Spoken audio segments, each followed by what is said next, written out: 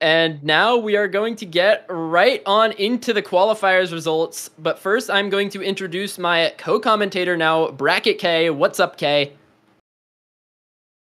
Hey man, what's up, man? Good evening, good afternoon, everyone. We are going to be going over qualifier results, and we decided to use max percent for the seeding method because of the small sample size. And we are going to head right into No Mod 1. So what we're going to do for this portion is that we are going to go over individual map results and leaderboards, and then we will go over to overall seedings. So yes, what you are seeing on your screen right now is No Mod 1. Unfortunately, a secret box placing last, 440k with 98% accuracy, all the way up through window life. And if you do not believe how hyped the competition is, here is how you're seeing it. Because number 9 through number 16, you needed 572,000 to be number 9. And of course, no surprise there, Malashevsky, number 1. Malashevsky going absolutely crazy on a lot of this qualifiers pool. And just for some perspective for people who haven't seen this map pool, we didn't do a showcase for it. The No Mod 1, this is a pretty standard aim map, 224 BPM, 8 stars. It's what you put in your mind when you see a No Mod 1, so most players doing pretty well on this. I believe it had one of the highest average scores on this qualifiers. Yeah, it did. Fun fact, the difference between Malashevsky and Taquito is greater than the difference between Taquito and Scroll. So the difference between number 1 and number 2 is greater than the difference between number 2 and number 8, and that just shows you how dominant his performance was on No Mod 1. Yeah, I think a lot of people pretty surprised seeing MREC pretty low on this one, but you know, it's MREC, so don't need to be too worried about him, guys. But yeah, otherwise, pretty sure a lot of people are going to be surprised about some of the results going forward. But this No Mod 1 is something that I think is pretty expected, apart from, you know, a few low performances from MREC on this. Yeah, I think that overall this No Mod 1 was a closer spread compared to some other maps that we'll see later on. And I think that overall, these players, I mean, 440k on something as difficult as this No Mod 1 is definitely not something to scoff at. However, when you put into perspective of these other, dominating players, I think it is a bit daunting. Yeah, and by the way, Inner Camping is not from Canada. I don't know why he has a Canadian flag, but you know, it'll be fixed. It'll be fixed, we promise. It'll be fixed, yeah. Inner Camping, welcome to Canada, I guess. So here's No Mod 2. A lot of people, okay. That forum score, by the way, is real. That's 100% real. We are sorry, forum. This is the forum map that is just not really gonna happen. But otherwise, see some pretty decent performances on this one. I think average score being around middle of the road on this. I think players like a Secret Box and Chaconi being in the bottom half of this is pretty surprising, all things considered.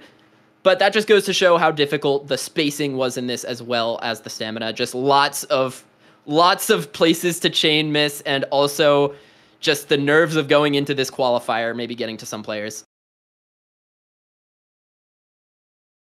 Yeah, the difference between MCY4 Malashevsky and worst HR player is about 600,000. So if you put that timeline compared to No Mod 1, where the difference between Malashevsky and a Secret Box was about 500,000, the spread is definitely a bit wider there. We had a whopping 3 B ranks on No Mod 2. We had one from Zoodinator, aka his kitten, at 302k. We had Flying Tuna, also at a B rank at 319k, and then of course we had worst HR player. Taquito got an A rank. He got 94% accuracy, but unfortunately, I guess he just found a lot of misses. He ended up getting sub 300,000 on this map, which is pretty unfortunate for in the grand scheme of things.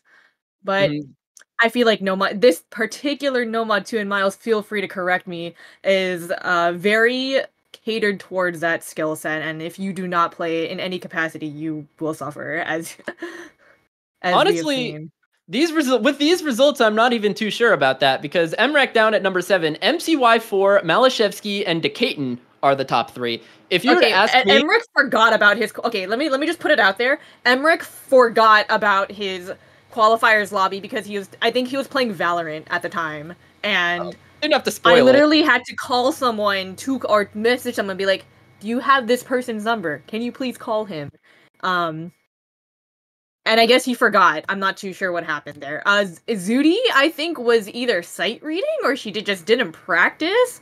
Because some of her scores later on, I definitely would have expected her to score way higher. Granted, she had played her lobby directly after a previous match. But I'm not too sure what the story is there. Yeah, definitely some interesting results. This is, this reminds me of, the OWC Canada deseeding incident. Like, this. Oh my god. Well, happens, I guess. And, genuine strategy maybe right there for some of the players here. Like, you could try to early round some players if you wanted to, but I personally speaking, I always try to get the highest seed as possible so you can have a good time in the early stage. But some people might want to play some of those higher seeds early if it's on purpose, but if it's not and they just forgot to practice, that's on them. But okay, on to Nomad 3, Out of Frame. This was the awkward aim alt map of the qualifiers pool, and honestly surprising to me, one of the lowest average scores, 368k being the average score, with the top score being Malashevsky at only 553k, which is pretty low compared to most of the other maps in the pool. Yeah, unfortunately, I think Nomad 3 overall, when placed on the scale, because of that average, like that lower average score, we actually saw a closer spread of players because of the fact that Malashevsky had topped out at 550k. And unfortunately, Intercamming going to be our only B rank on the leaderboard, all the way down at 192,000. I'm sorry.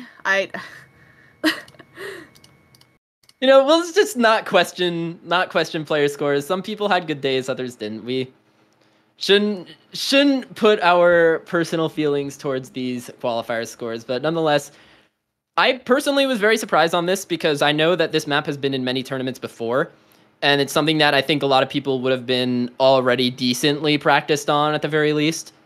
But still, it is tricky as hell, awkward aim alt being such a difficult skill set to be super consistent on. But still, I think top end being a lot of the players that you expect to see on this kind of awkward alt. Malashevsky, MCY, Forum, Decaton, all very notable on this skill set.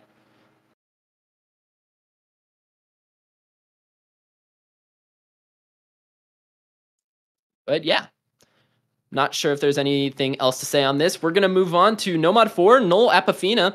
Another pocket tech map that I think was in Corsace before this as well. This map it's just another brutal tech pick. I don't think I need to explain too much about that. Okay, but this map is great. This map is great. It's crazy. It's crazy, and it is great. I think a lot of players really expressed a lot of love for this map. And Pocket, obviously, doing a great job doing his customs for Corsace, as we've already used 2 of them so far. I'll be a little surprised on this leaderboard because, Kriller, A Secret Box, Zudi, and Chaconi actually, the lower quarter of the map, and then all landing around the 300k section. Meanwhile, as we get to number 8, that's where we start seeing the 400k. So despite these people landing in the bottom 4, they're actually quite close together. And like I said on the Nomad 2, the difference between number 1 and number 2 is actually significantly greater than something like number 8 through number 16. So if that just shows how well Forum did, I don't know what will. I believe he FC'd the map. 935k. He did really well, and then Emmerich was second at 770. So it's a very similar story to what we saw between Malashevsky and Taquito on Nomad 1. But Henry also got an S rank on Nomad 4. I think he just got a really unlucky slider break, but he actually also ended up getting an S rank. Really nice accuracy too. He actually got 97.7 accuracy, so super, super good from him. Yeah, some really good scores on the top half of this map, like Forum, Emrek, Malashevsky, Henry. Honestly, the whole top 8 with their accuracy is just so impressive on this. And I think there's not really much to say else about this. So let's move on to the hidden pool. To say a little bit more about the qualifiers, the pool structure was 4-2-2-2, so 2 hiddens, 2 hard rocks, 2 double times with 4 nomads. And this hidden one was kind of an awkward alt control pick with both finger control and aim control. And it was a little bit polarizing on this one when it came to score. You could really see the difference between players who were very comfortable on this and players who were not super comfortable on this. And also, I would like to do a shout out to number 1 score on this being Flying Tuna. Guy just, he just never gets old. He S ranked. Yeah, we had another S rank as well from Enry getting slider breaks on 2 of the tech maps in a row. 553k getting rank 4 on both of those. Very good stuff from him as well. I mean, even then, just look at the accuracy. Like, to have 99 on this it's very impressive. And Worst HR player didn't trail too far behind, 98.86, and same thing with Kriller within number 6, 98.8. Unfortunately, towards the bottom of the leaderboard, we do have players who aren't necessarily the most comfortable in hidden, so Nineric is probably the first person that comes to mind when it comes to something that isn't particularly his skill set, which is hidden, intercamming, I believe, and same thing with Window Life. I'm kind of surprised to see Taquito not score a little bit higher. I feel like because hidden is like his thing and he's been known for it for quite a while.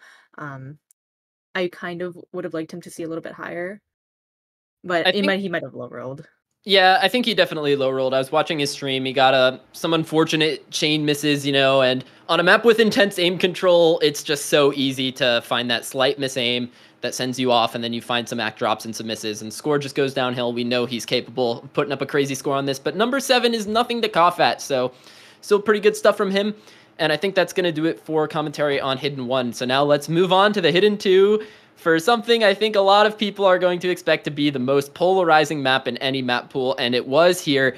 You can see, just looking at it, the difference between people who are very comfortable on this and people who either didn't practice or just aren't necessarily low AR hidden players in general. Yeah, number 5 through number 11 ended up being within the 300 range, and then there were only 3 scores within the 400k mark, and they were, of course, people that you would expect: Malashevsky, Enry, and Taquito, and a Worst HR player landing up on top with the top score of 667k. Really nice score from him, actually, and like, what a difference. If you look at it, you see Worst HR player at 667, and then the next high score is going to be Malashevsky at 477. So a difference of 190,000, which is definitely significant in the grand scheme of things. Also, one of the few maps, or not one of the few maps, but looking at the accuracy going from the top to the bottom of this leaderboard, it just, you can see the difference in comfort on this, but that's pretty expected, It's like, it's the same kind of deal as when you see Forum on the bottom of the Nomad 2 because of the stamina. You see the speed players on the bottom of something like this because of the reading and the aim control, but that's just, not everyone is completely well-rounded, and that's fine. Hidden 2 is one of those very gimmicky picks, especially in the upper rank scene. Yeah, for sure. And I think that, if you're trailing towards the bottom and you are up against someone who's towards the top, you probably would like to ban this first thing in your match. Okay, now on to the Hard Rock 1. We've got a very Polish Christmas, and to spoil the number 1, yes, the Polish Christmas did come early for Malashevsky, who got number 4 on this. But still, this was one of the highest average scoring maps in the pool, up at 603k. I think everyone had a very high, just general comfort level on this map. Hard rock aim is something that I think is a comfort pick for a lot of players, and everyone is at least capable on it. But I think the top end of this is definitely your typical suspects when it comes to aim players. Yeah, Decaden, Zudi, MCY4, incredible hard rock players. Intercamming also making number 5, MREC making number 6. And they're all, I would say they're relatively close to each other. I mean, MCY4 just did really amazingly. I believe that was one of his higher scores of the lobby at 970k, which is extremely impressive. But your usual suspects for the top 4 here. And I feel like Decaden overall is expected to perform very good on hard rocks, and he has shown that he is here to stay in Hard Rock 1. Yep, Decatur showing himself on the HR pool also did very well on the next HR as well. But yeah, for this one, it's just, to explain some of the map a little bit because I didn't really. This is kind of your mechanics plus aim check. Also at CS 5.5, it has a lot of comfy aim along with some bursts and some streams, at 210 BPM. Didn't really catch out too many players. Average score was very high, but still, we saw a massive score spread between the top and the bottom. And I think with that, we should move on to the HR2. We have an OWC custom that we brought here for the HR2, Kagutsuchi, which was, I believe, a Nomad pick in finals or semifinals. That was, it was low AR, high CS, aim control, and then it just becomes really messed up on the aim control when you add it to the Hard Rock pool. Yeah, Malashevsky definitely was, not a problem for me with an incredible score that you will see in a bit. But this top 8 is absolutely wild because you look at, 9 through 16 and it's not that bad. Everyone's kind of relatively near each other, 300k, maybe mid 200s, pretty around the same accuracy. Also, yeah, I just noticed that Tuna and Zudi had a difference of 1 point on the Hard Rock 2. I didn't even see that. What the hell? Yeah. Thank you, Twitch chat. Yeah, apparently, I guess Zudi had to get one more. The difference might have been where they got the hundreds. I'm not really sure how Score V2 works in that regard, but I'm a little sure. But yeah, moving on to the top 8, Malashevsky got 880,000, and then Enri got 530k, making a difference of a whopping 350,000 points, which is the biggest difference on any map, by the way. And Malashevsky, congratulations to you, sir. Everyone's gonna ban this against you. He's pretty good at the game, that's a kind of a big difference. But yeah, Flying Tuna, Zudi, all I can say is gapped. Oh my god, bro. That just happens sometimes. That's okay. Onto the DT1. Okay, yeah, DT1 Chondro Chemistry. This was the 261 BPM finger control DT map, and this is where the speed players ate well. Ciccone and Nineric, after suffering through all the gimmick maps, this is where they shined, getting number 2 and number 5 on this one, respectively. And pretty much just that. The mechanics players really shined on this. Yeah, and this is kind of where we see a role reversal because MCY4, Squirrel, and Zudinator all landed towards the bottom of this leaderboard. Granted, the map was very, very difficult. But yeah, congratulations to all of the people that, finally got their moment, especially towards the top, because we had a whopping 2 FCs from both Enri and Ciccone, which were done in spectacular fashion. Both of them got very good, high 99 accuracies, as you can see here. And Malashevsky not trailing too far behind, another S rank at 973k. But yeah, Intercamming, Nineric, Window Life, these are all the people that you really expect to do well on these DT1 picks. But luckily for them, I know they're talking in the chat. Don't worry. You just watch out of their showcase. There are much more mechanics maps for you in the bracket stage, so for the more speed-oriented players, it's not just going to be this DT1. It's just a bit of a qualifiers moment. It happens. Yeah, and I think we're going to move on to DT2 here, which was the last map of the qualifiers pool. And I will talk a little bit more about qualifiers and the overall seeding results when we get to, where people actually place. And you're free to make your own predictions as they come. With the information that you have now, given how we have gone through most of the maps. But yeah, I'm just really happy to see how well these players are doing. These are powerhouse players that you see in tournaments, the World Cups, of course, our sister tournament, Corsace Open, as well as other community tournaments. And to see them pinned against each other is definitely a treat as we move on to the DT2. Fantastic Magic. This map is it's just kind of messed up. This is a hybrid pick. It had a lot of finger control and also a lot of slider aim as well. It really just threw a lot of different skill sets at you, and I think it kind of reflects a little bit more at the top end than it does at the bottom end, but it wasn't necessarily a map that I would say is really a speed player's map or a DT player's map, but definitely benefited people who were very good at DT previously. I think the Zooty Nader trope kind of happened. I know you play that bit quite a bit. Wait, oh my gosh, I did not mean to say that. But Zooty Nader, unfortunately, at the bottom, 236k and sub 90 accuracy. But again, this is a skill set that she isn't exactly superb on, so I wouldn't really discount it. This is the foil to all of her exceptional hard rock maps that she played earlier in the lobby. And as we go to the top, these are the people that you would expect to be on, like Flying Tuna, Nalashevsky, Henry. Wow. Uh they did really well on this, by the way. Tuna. Like I don't think people understand like how good these scores are. Like, Tuna got 2 number ones. This guy, like, never rusts, never gets old, always gonna be here and put up great performances. But yeah, I'm actually gonna spin around what you said. Zooty, what happened? What happened? Why you get 236k on this? It's gonna hurt your seating. But yeah. Now, I guess, time to stop stalling. Here is the moment that you have all been waiting for.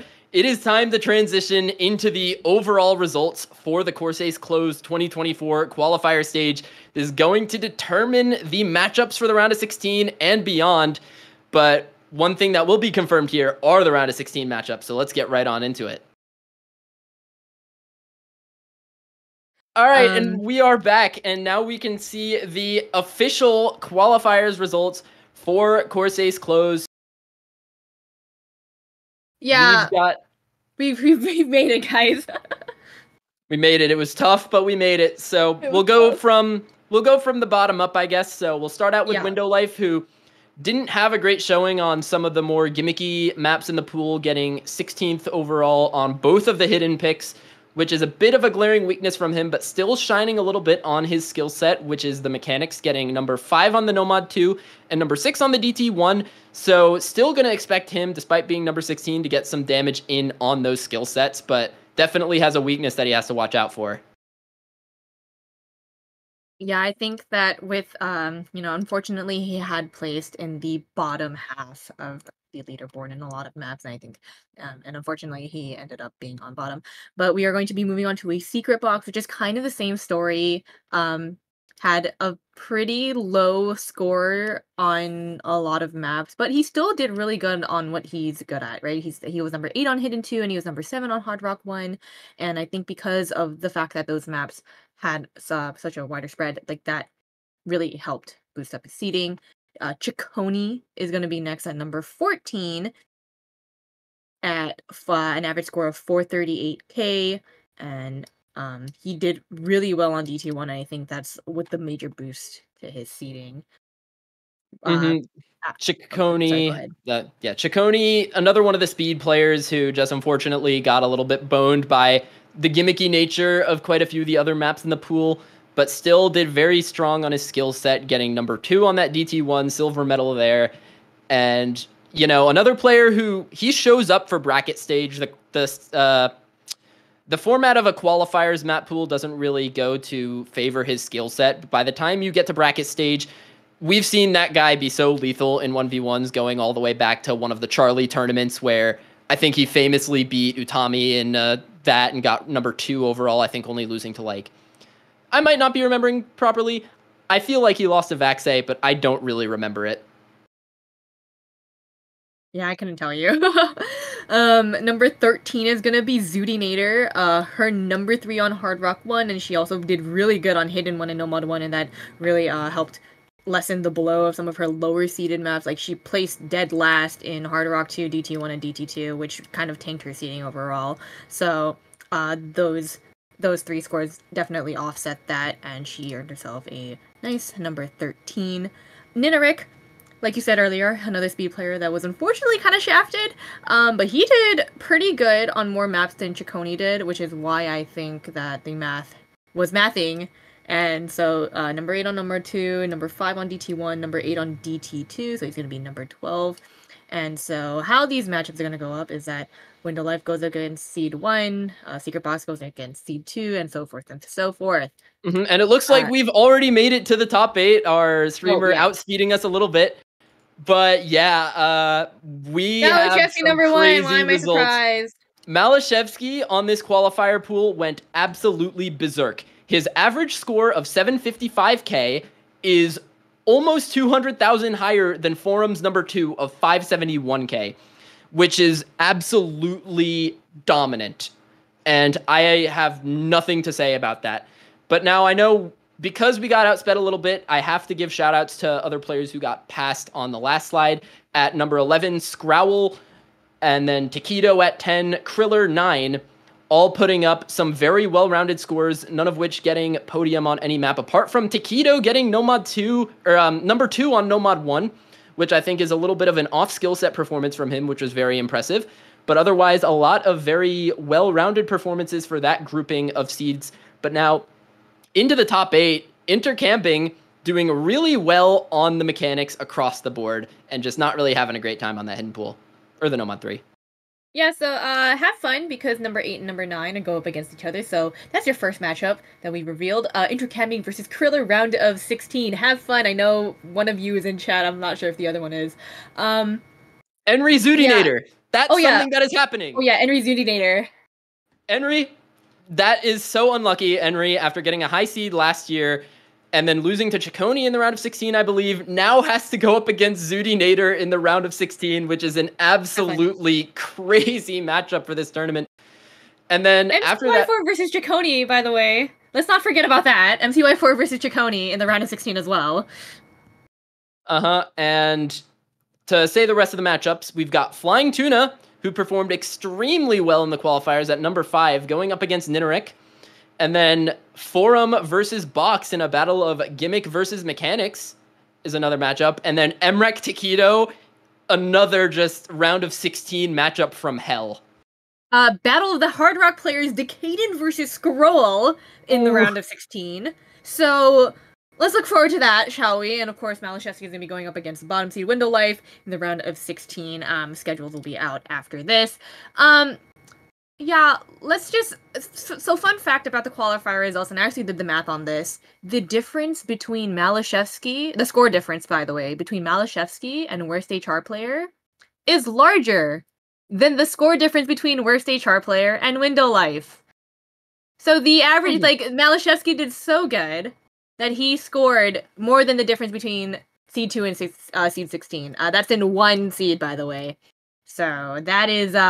He basically got top 4 in every single map that he played.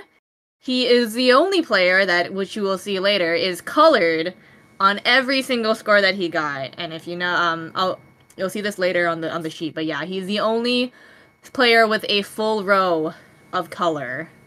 Yep. Now, once again, we apologize for the interruptions on this stream, but that is going to be it for our round of 16 showcase and qualifier results. The schedules are going to be on the sheet very soon. We recommend everyone, including spectators, to go look at them. Mark your favorite matchup on your schedule.